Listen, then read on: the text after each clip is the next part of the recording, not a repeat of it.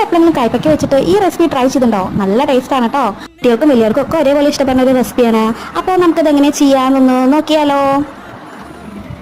ആദ്യം തന്നെ കടലയും ഉഴുന്നും പരിപ്പും എല്ലാം കൂടി നന്നായിട്ടൊന്ന് ഫ്രൈ ചെയ്തിട്ട് എടുക്കുക. ചൂടാറിയതിനു ശേഷം മിക്സിയിലൊന്ന് പൊടിച്ചിട്ട് വരാം കേട്ടോ. ഇങ്ങനെ ചൂടായിട്ട് വരുമ്പോൾ കടുക്, ജീരകം, കരിവേപ്പില എല്ലാം കൂടി ഇട്ടിട്ട് ഒന്നായിട്ട് വരുമ്പോൾ നമ്മളുടെ മെയിൻ ഇൻഗ്രീഡിയൻ്റ് ആയ കയ്പ്പയ്ക്ക ഇട്ട് കൊടുക്കുന്നുണ്ട് കേട്ടോ. അതിലേക്ക് ഇത്തിരി ഉപ്പ്, മുളക് പൊടി, മഞ്ഞൾപ്പൊടിയും കൂടി ആഡ് ചെയ്യുന്നുണ്ട്.